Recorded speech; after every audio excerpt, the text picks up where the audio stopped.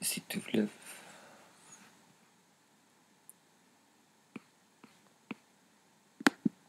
Récit critique. Psychédélie chrétienne.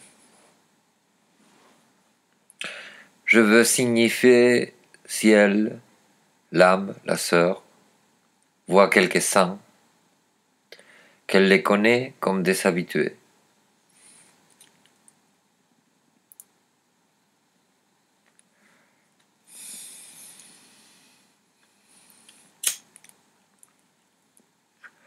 Psychédélie chrétienne. Mon ami Gaspard passait aux yeux des autres grenadins pour un malheureux et un malchanceux. Il avait un penchant autistique et son prénom lui fut donné en l'honneur de Kaspar Hauser, un enfant sauvage du XIXe siècle, par son père, lui-même autistique, mais assez érudit pour connaître les pouvoirs magiques des noms. En tout cas, Gaspard portait les stigmates de la marginalité sans trop sombrer en elle. Il maintenait des rapports avec sa famille et quelques connaissances caritables, plutôt de gauche. Il cherchait toujours quelques prétextes dans ses lectures pour se faire aimer, ou du moins apprécier. Son critère dans l'étude était le merveilleux, une certaine contradiction intellectuelle, qui pouvait passer au regard de ses connaissances pour une subtilité de l'esprit, une délicatesse de dilettante. Mais ce que je veux montrer chez Gaspard, ce sont ses méthodes dans la mise en place du merveilleux.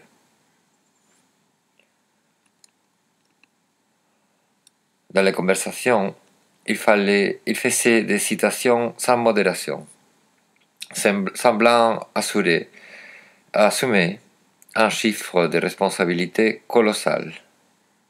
Ainsi, comparait-il une de ses caritables connaissances à Erskine Caldwell, ayant pourtant à peine effleuré la route du tabac, livre qu'il trouva d'occasion au Maroc, en raison des associations d'idées autour des témoignages sur la misère que l'une comme l'autre semblait arborer, mais sans qu'il ait en aucune façon approfondi cette mise en parallèle.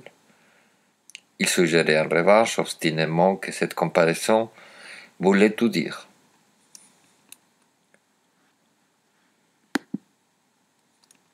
Il avait lu une page au hasard du livre de son ami, non pas plus.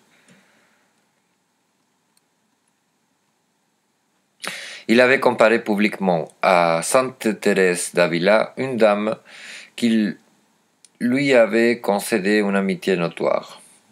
Ce moment lui laissa une forte sensation d'avoir échoué les compliments.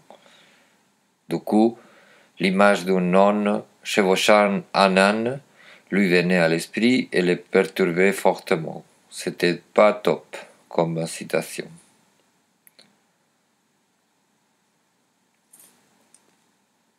On pouvait penser à Madrid. Il n'était plus au moment de cette rencontre en sa Grenade natale où il passait pour un avant-gardiste avéré, qu'il n'était pas au courant du féminisme radical qui, après coup, s'était venu réclamer de l'écriture féminine de la sainte et de sa fonction de résistante. Au fond, il avait choisi les compliments pour cette raison, mais pour les Madrilènes, ça n'allait pas de soi. Voilà Gaspard malheureux à Madrid.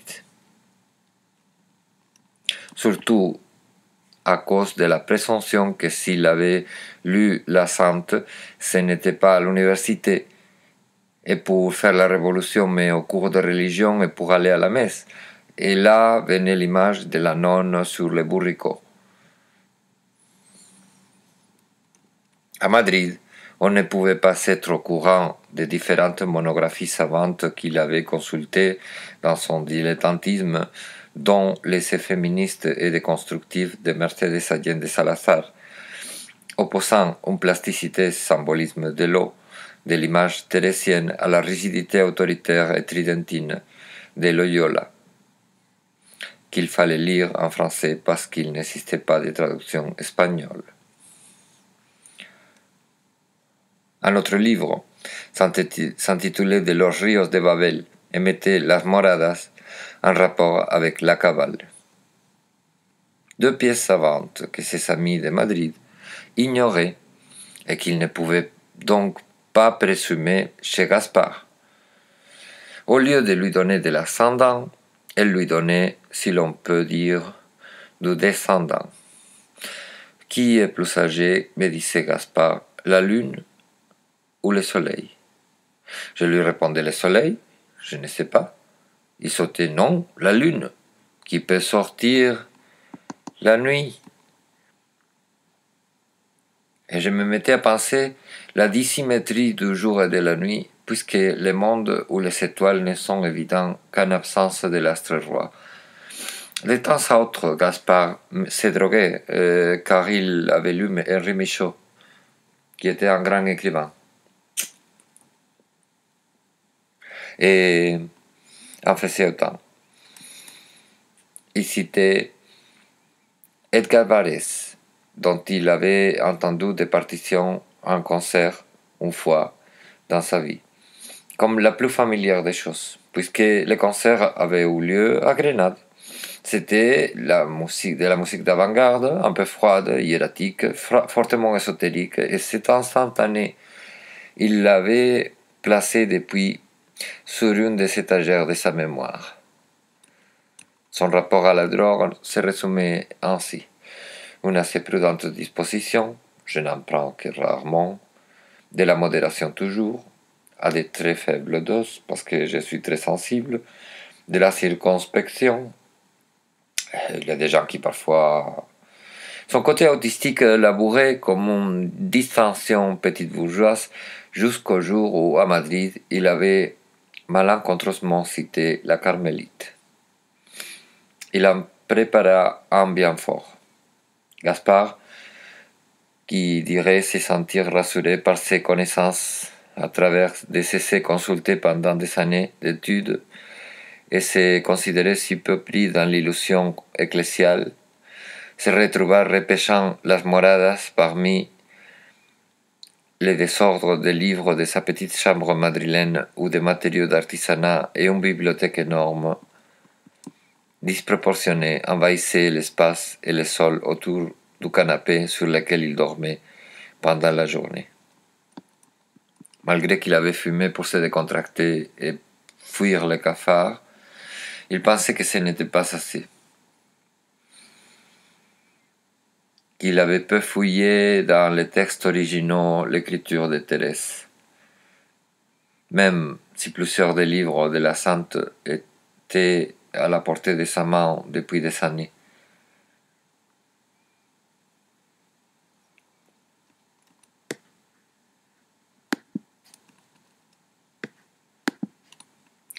Lui vinrent des images froides en blanc et noir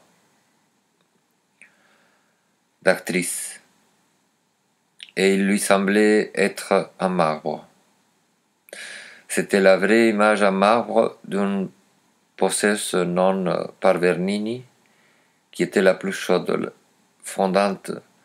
Il essaya de trouver une voie moyenne et imagina la sainte portant une grande robe de mariée sous laquelle il découvrait son sexe luminescent et multicolore.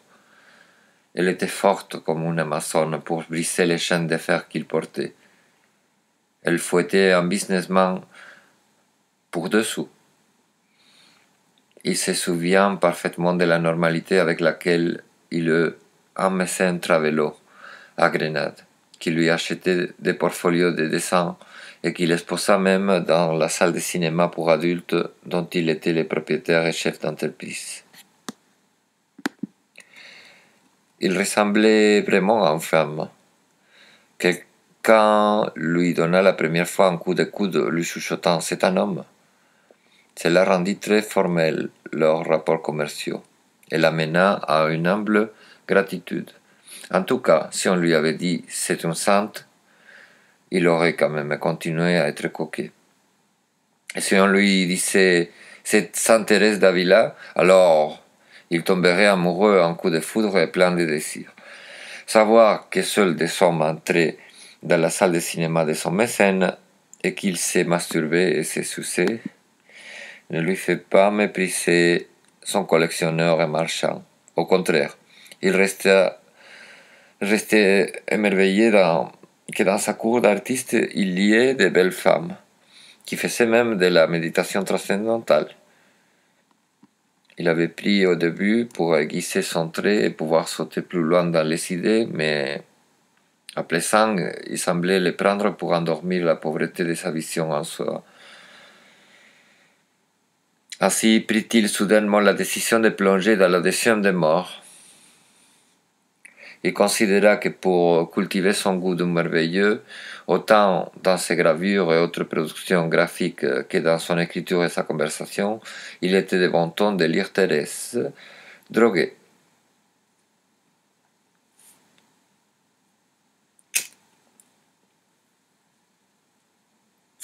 D'ailleurs, en Espagne, les amis de gauche parlaient toujours de la sainte lorsqu'ils prenaient des bières ou au troisième ou quatrième verre de vin, arguant qu'elle avait des visions parce qu'elle prenait des champignons cubains.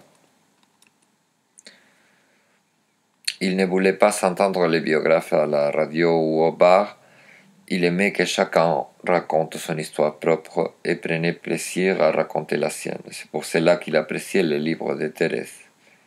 À ce jour, il avait, au long des années, lu au hasard une certaine quantité de pages de las Moradas et de la vie de la sainte, ainsi que Chemin de perfection par morceaux. Mais d'habitude, il était sobre. Ce ne fut pas le cas le jour où il essaya de fuir par la lecture l'image de la nonne trottant sur l'âne.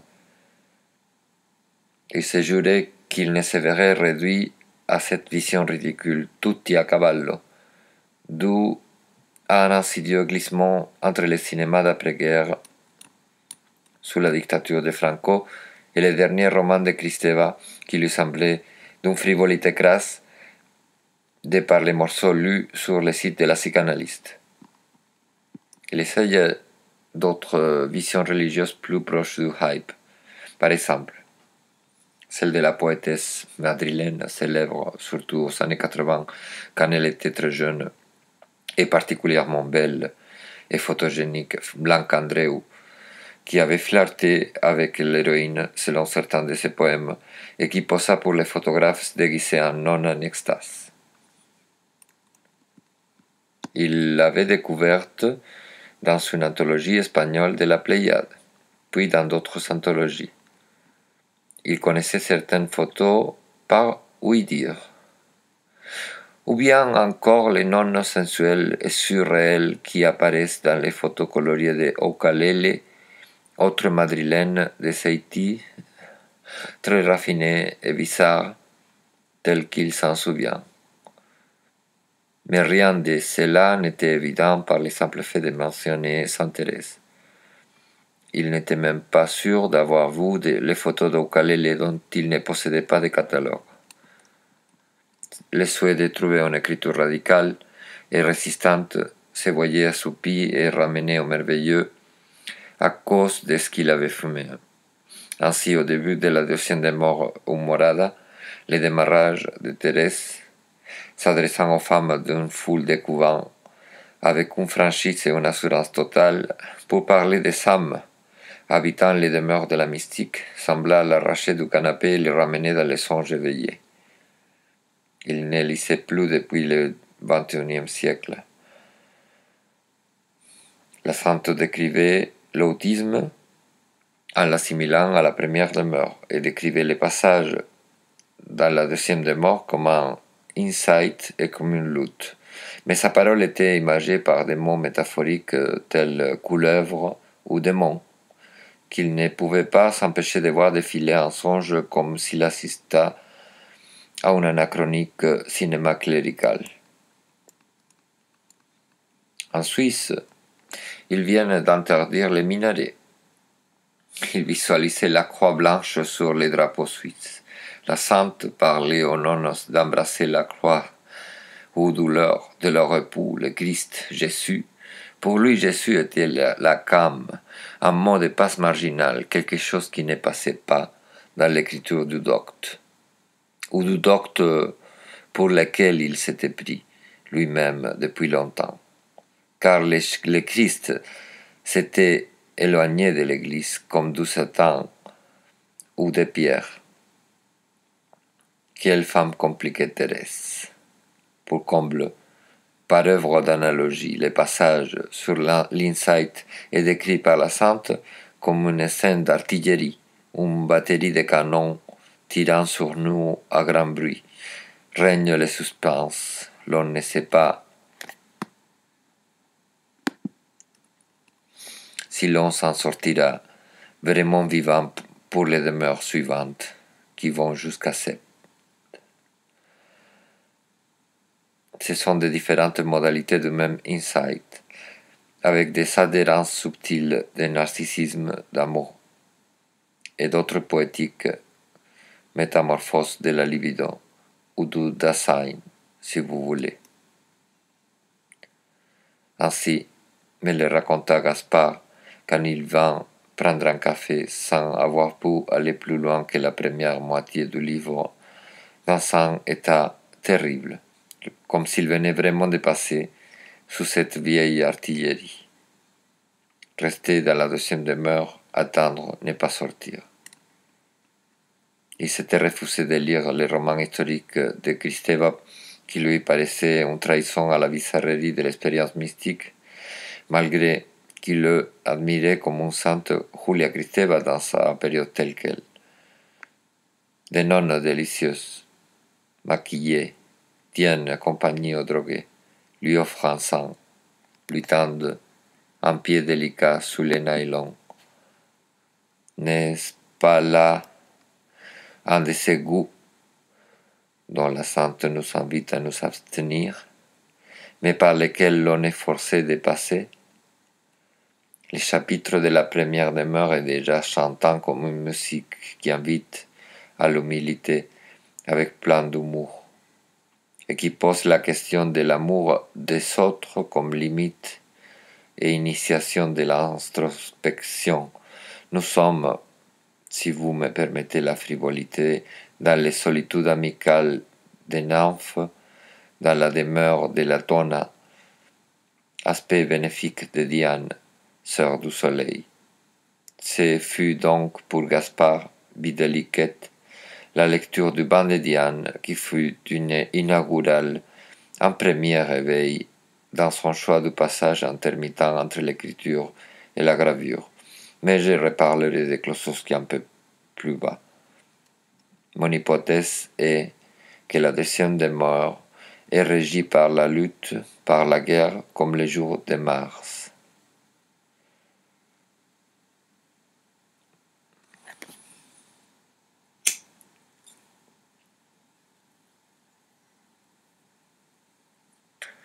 Dans l'édition que Gaspard a utilisée, c'est le chapitre le plus court, raison pour laquelle Gaspard l'a choisi. Gaspard ressent la qualité aigre douce de la demeure. Il a peur de sortir, il a peur de rester emprisonné. Il sait qu'il devra finir la lecture du livre, comme il devra finir d'autres livres, occupé par la volonté de sa lecture suspendue. Il se sent une larve, une chrysalide. La sainte fait partie de son métabolisme, de son code génétique.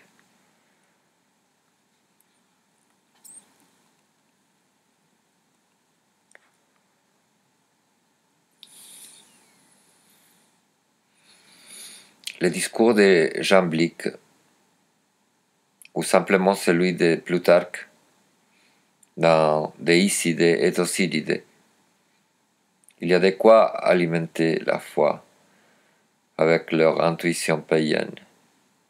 La sainte est, au fond de sa profusion affectueuse, plutôt schématique, comme Ignace de Loyola, et nous situe dans une topologie où elle place parfois dans un lieu précis l'expérience de la mort.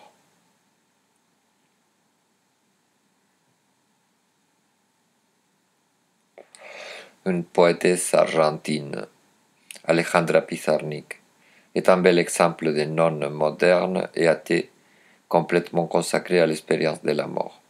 Sur ce socle thérésien, jusqu'au suicide qui serait un mariage mystique.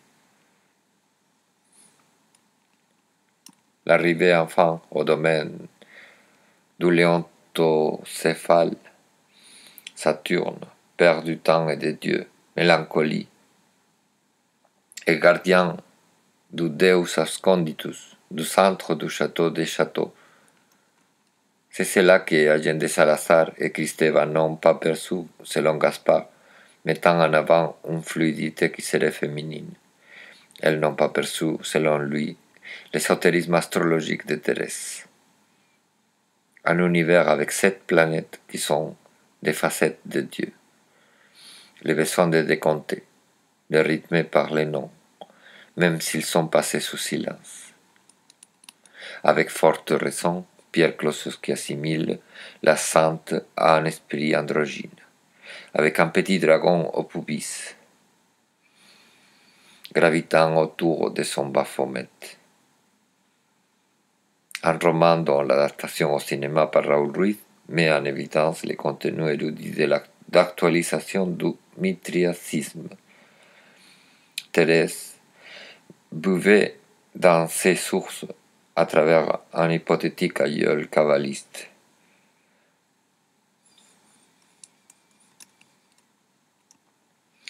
En tout cas, son grand-père fut rabbin, ce qu'elle devait cacher dans l'Espagne totalitaire de l'Inquisition comme une honte, comme quelque chose à gommer pour toujours. Il restait la solide structure de son psychisme, plus fort que la honte imposée.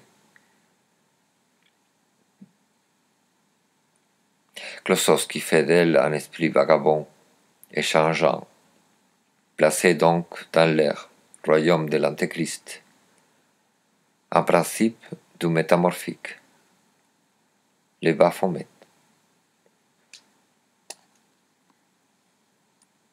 Ces livres, presque inintelligibles, qui se proposent comme roman, a fait parler les philosophes postmodernes.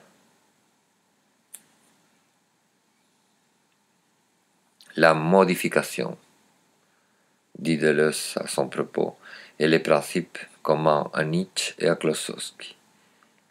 Et c'est la modification de Michel Butor qui donne titre à son propre roman. Là où se tient la vision de l'insight, Thérèse place un château, ou forteresse temporaire de la vertu et de l'amour de Dieu, et l'entour du mal du monde signifie aussi bien par les conversations inutiles que par leur figure, la vipère. La vipère, blottie dans son canapé, peu avant l'effort titanesque de venir chez Berthe et moi, Gaspard sentait la rue comme un domaine de vipères rampantes à taille humaine. Tous les Madrilènes qu'il fréquentait et qui parlaient sans mesure étaient des serpents, de par l'incontinence de leur langue, de par les mensonges des comptoirs, de par le vide inarticulé du corps serpentant. Sous l'effet de la drogue, tout ce que la santé proposait comme symbole lui semblait une expérience directe, au point qu'il ressentait sa chambre comme la chambre d'un de ces châteaux à vision. Et surtout au moment du coup de batterie des canons tirant sur lui. Là, il fut sur le point de se jeter par terre et de sentir le bruit. Il s'attendait à ce que des démons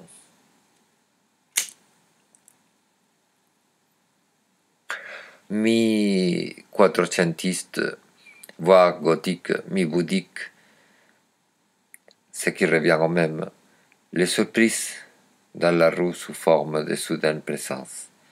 Ce sont les alentours de la deuxième demeure, régie par Mars, les rouges, les chiens, Il attendait d'arriver à un troisième château dans sa lecture pour avancer dans la musique des sphères, ces planètes qui sont les seuls anges possibles, des signes dont la noirceur de la voûte nocturne, tels les merles avec leur langage, chantant noir sur noir, des agents solvants et coagulants, des maîtres, des sœurs. Il trouvait beaucoup d'esprits divins dans la nature, mais aucunement plus de 7. Leurs noms restaient secrets et les mots de passe étaient communs à tous. Je suis.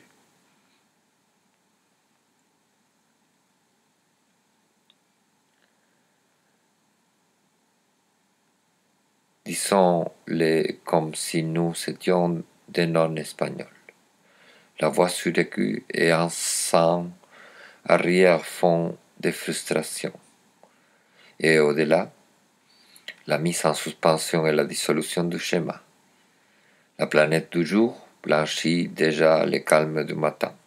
J'espère que Cecilia comprendra finalement les compliments de Gaspard.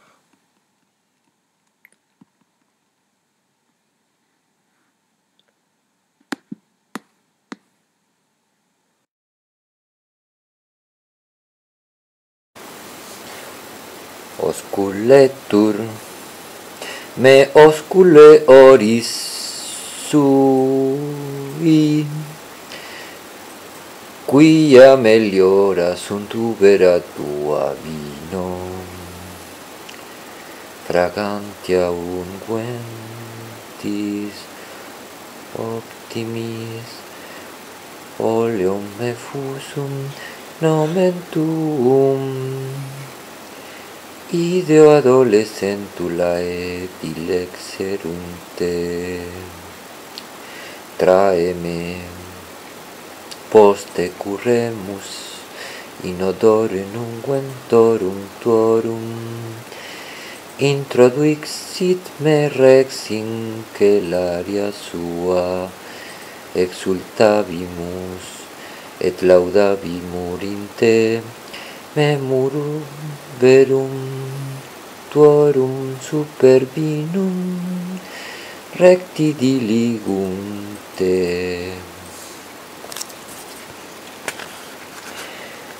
Nigra sum sed formosa filia Jerusalem, sicut tabernacula quedar, sicut pele Salomonis.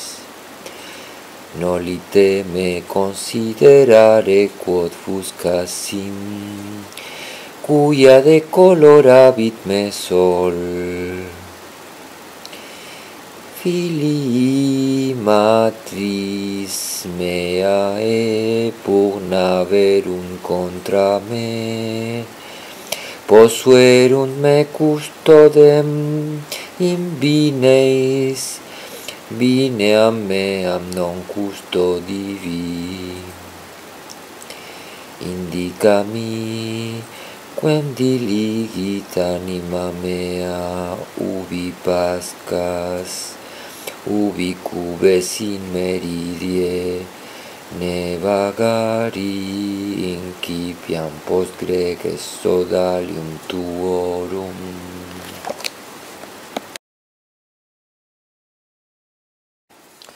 Si ignoras te, o pulcherrima inter mulieres, egredere et avi post vestigia gregum, et pace aedos tuos juxta tabernacula pastorum, equitatui meo in curribus Pharaonis assimilavit te, amica mea. pulcra sunt, genae tuae sicut turturis, colum tuum sicut monilia, munerulas aureas faciemus tibi, vermiculatas argento.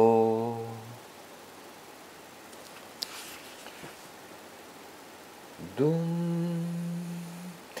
eset rex in accubito suo, nardus mea deditodorum suum,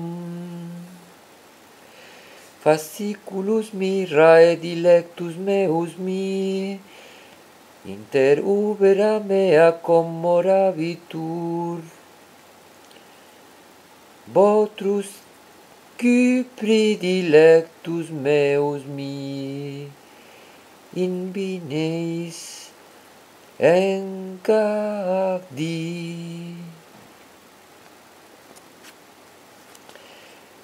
Ecce tu pulcra es amica mea, ecce tu pulcra es oculi tui columbarum. Ecce tu pulcheres dilectimi, et decorus lectulus noster floridus. Digna domorum nostrarum, Cedrina, la equaria nostra Cypresina.